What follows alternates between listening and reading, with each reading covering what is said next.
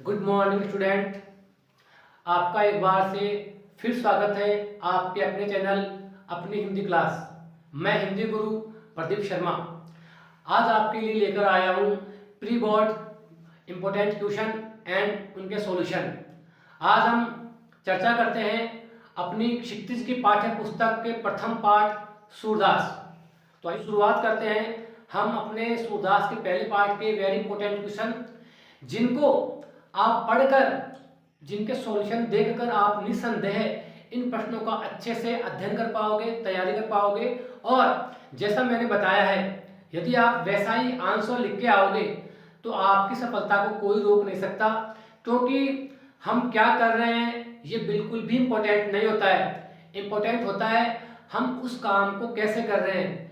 इन प्रश्नों में मैं बताऊंगा आपको कि इनके उत्तर कैसे लिखते हैं। सटीक उत्तर ही हमें सफलता की ओर ले जा सकता है।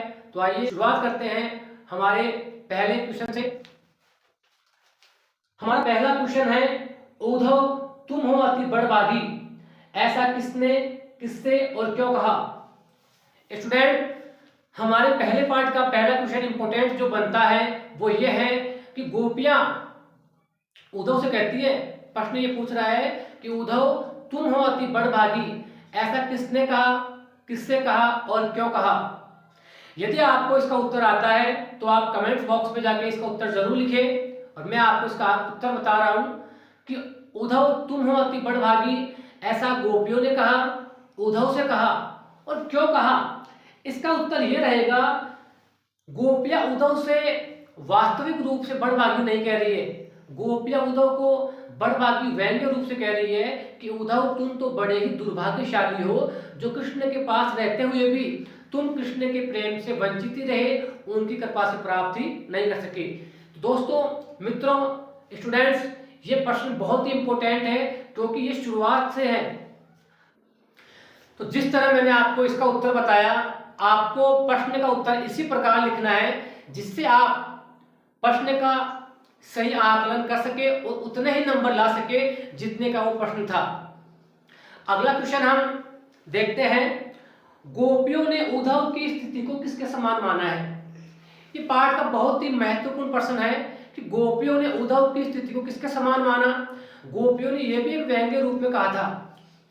स्टूडेंट्स, आपको अगर इसका भी उत्तर आए मुझे बताएं, कमेंट बॉक्स में जाए और इसका उत्तर लिखें। अगर नहीं आता है इसका सटीक आंसर ये रहा, गोपियों ने उद्धव की स्थिति को जल में रहने वाले कमल के पत्ते के समान और पानी में पड़ी तेल की बूंद के समान माना है, क्योंकि ये दोनों ही पदार्थ पानी में रहने के बावजूद पानी के प्रभाव से दूर रहते हैं। उसी प्रकार उद्धव भी कृष्ण के पास रहते हुए भी कृष्ण के प्रभाव से दूर ही रहा।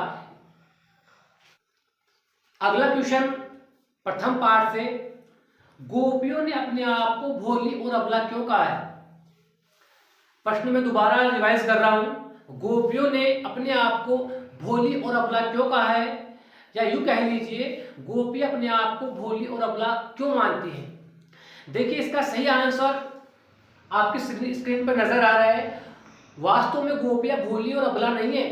अरे, जो भगवान श्री कृष्ण से प्रेम करती हो और जिनसे भगवान स्वयं प्रेम करती हो, वो अबला कैसे होंगे, वो तो बहुत बलवान होंगे। लेकिन फिर भी गोपी अपने आप को इसलिए भोली अबला मानती है क्योंकि वो ये मानती है कि वो कृष्ण की तरह राजनीति नहीं जानती। वो तो ये मानती है हमें श्री कृष्ण की तरह राजनीति करना नहीं आता, हमें तो सिर्फ कृष्ण का प्रेम ही नजर आता है। हम उनके बिना नहीं रह पाती, हम चाहकर भी उनके प्रेम से स्वयं को दूर नहीं कर पाते। हमारा तो स्वयं के ऊपर ही नियंत्रण नहीं रहा, हम तो रात दिन सुबह शाम हर वक्त हर पल कृष्ण के प्रेम में डूबी रहती है। हमारी ऐसी स्थिति है, ऐसी स्थिति होने के कारण ही गोपियां अपने आप को अबला और भोली मानती है। गोपियां तो अपनी स्थिति गुड़ से लिपटी हुई चींटियों की तरह मानती है। विद्यार्थियों, आप अच्छी तरह जानते हो, यदि चींटियां गुड़ से लिपट जाती हैं तो वो चाहने के बावजूद भी उससे अलग नहीं हो पाती। उनकी तो मृत्यु हो जाए तब भी वो अलग हो पाती है। तो गोपियां भी स्वयं अपनी स्थिति को ऐसी मानती है, इसलिए वो अपने आप को भोली और अबला मानती है। इसका जो मैंने आपको उदाहरण दिया, जो मैंने आपको भाषा बताई, आप वैसे ही लिखना ताकि आपको बोर्ड एग्जाम में अच्छे से अच्छे नंबर मिल सके। और आप इन प्रश्नों के जो मैंने अभी बताए इनके आप स्क्रीनशॉट ले सकते हैं, जिससे आपके पास नोट्स की तरह तैयार हो जाएंगे और आप जब चाहें तब देख सकते हैं और अपनी भाषा को और मजबूत बना सकते हैं।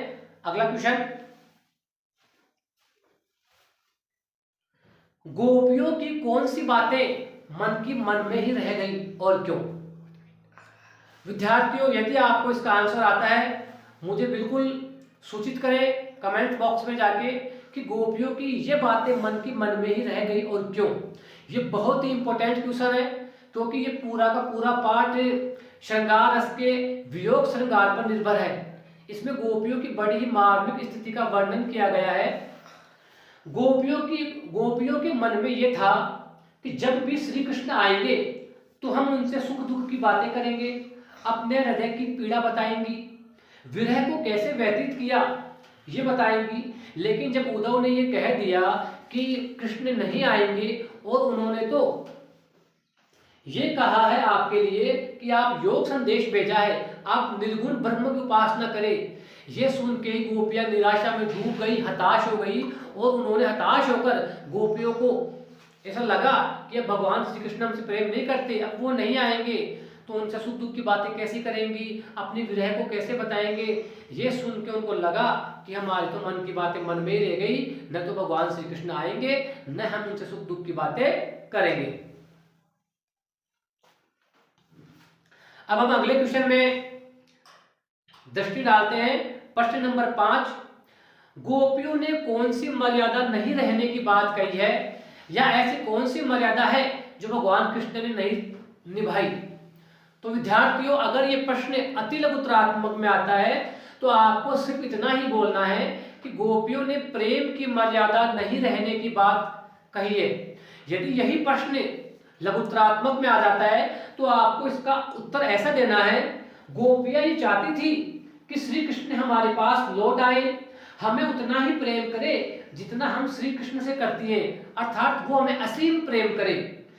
लेकिन जब उद्धव ने गोपियों से कहा कि श्री कृष्ण नहीं आएंगे और आपको अर्थात गोपियों को निर्गुण ब्रह्म की उपासना करने को कहा है, यह सुनकर गोपियों को लगता है कि श्री कृष्ण अब हमसे प्रेम नहीं करते, लगता है उन्हें दूसरी गोपियां पसंद आ गई हैं।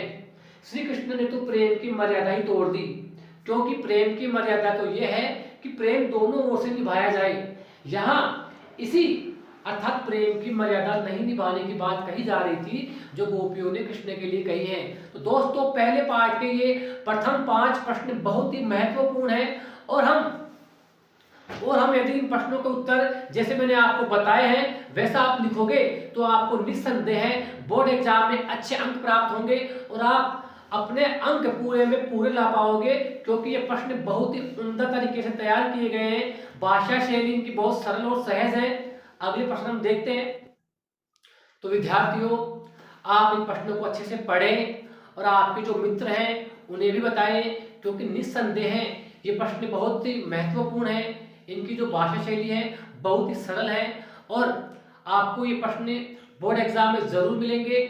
और यदि आपको प्री बोर्ड में ऐसे क्वेश्चन मिलते हैं तो आप हमारे चैनल को सब्सक्राइब करें, शेयर करें, लाइक करें, ताकि आपको भी फायदा मिले और आपके मित्रों को भी फायदा मिले।